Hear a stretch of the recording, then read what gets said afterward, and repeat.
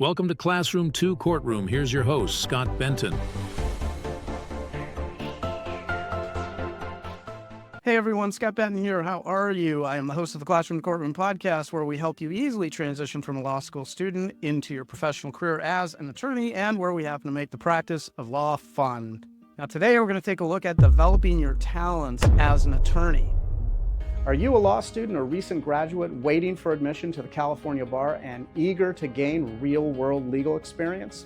Join the Legacy Lawyers' coveted associate programs in sunny Southern California. Our hands-on spring, summer, and fall programs provide opportunities to dive into high-stakes probate litigation.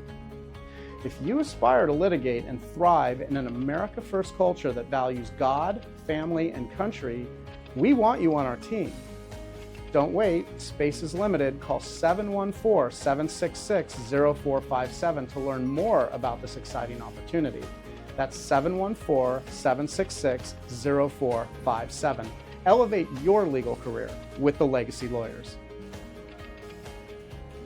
You probably already know that everyone has their strengths and weaknesses, and that certainly means that you've got your own strengths and weaknesses. And as you get into the legal field, it's going to pretty much be the same thing there as it is everywhere else.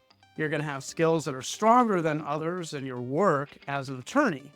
Now, maybe as a law student, if you're currently in law school, you've already noticed some of those attributes. When you eventually get hired into a law firm, you're going to see the same dynamic at play, and there are going to be attorneys who are just better at some areas than in others.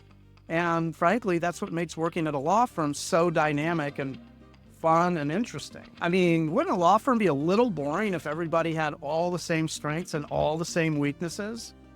But the good news is that you're probably never going to be in that situation, which also means that once you've recognized your own strengths and really lean into them, you're going to want to do everything you can to develop those strengths and become the absolute best at them in the firm that you're working for. So not everyone is going to have your talents. Not everyone is going to have the same level of passion that you have for various subjects. And if you're strong in one area, then you've already got a head start and you want to develop those qualities even more so. So let's say you really like litigation. Maybe you like to be in the courtroom and you like to present your case and chip away at the arguments of the opposing counsel. Trials can be a little like roller coaster rides with many ups and downs and exhilarations, and maybe that's what you like. So when you walk out of the courtroom and you did a great job, you feel electrified from all the pressure that you were under for probably several hours in this trial that you were working on. Sometimes it might feel like you've got enough energy simply to go out and run a marathon because the day went so well for you. So if litigation is your strength and it's something you love to do, then you want to develop that skill. I mean, you might be the only one at your firm that has as much enthusiasm for trial work as you do, and you might possibly become the dedicated trial attorney who argues cases in the courtroom all day long for the firm. Therefore, you want to make sure that you're taking every single CLE class that you can to help strengthen your courtroom skills. You want to read books, you want to take workshops, you want to learn from the attorneys who know the courtroom world well.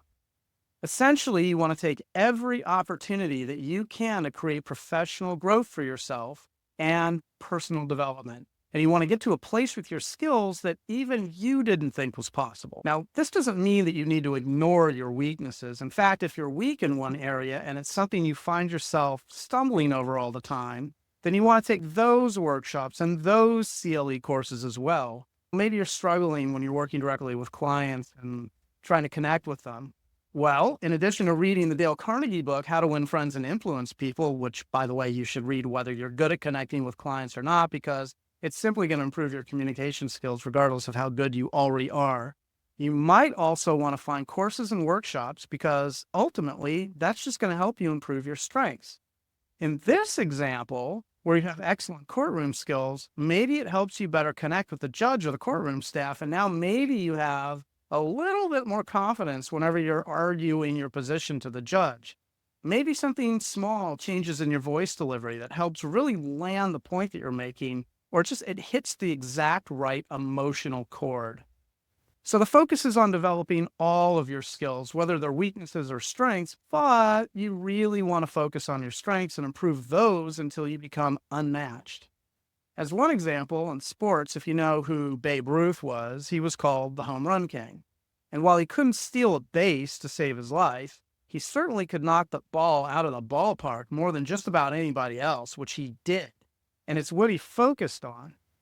If he couldn't run the bases fast enough, or if he couldn't steal home, let's say, then he definitely made sure he was going to bring in a run simply by hitting the ball as far as possible. And it's why Babe Ruth focused on his strengths, really didn't spend a whole lot of time trying to become a faster runner.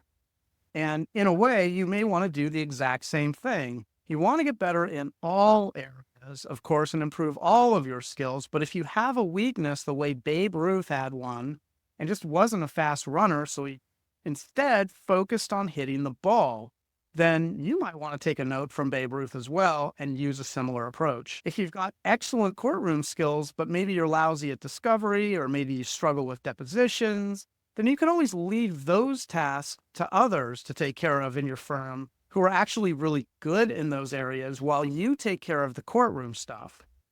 In that way, you too will find yourself hitting home runs every time you're up to bat. I'm Scott Benton. I'm the host of the Classroom to Courtroom podcast. Thank you so much for checking out this episode. Now, if you like this podcast and you'd like to get more information about us, you can always go to our website at classroom2courtroom.com. That's classroom, the number 2, courtroom.com, where you can send us a message to keep in touch, or even just inquire about our seasonal associate programs that we have available for law school students. Come and work with us for a while. Come and meet us. And as always, don't forget to like, share, and subscribe to stay on top of all of our newest episodes. And until next time, we hope you'll join us in making the world a better place, one client at a time. Thanks for joining us on Classroom to Courtroom, the podcast designed to help launch your first-time legal career. If you have any feedback or ideas for episodes you'd like to hear, you can always find us at classroom2courtroom.com, where you can leave comments, ask questions, and even join our online community. And always remember, by becoming an excellent and confident practicing attorney, you actually make the world a better place. Now get out there and master the art of practicing law.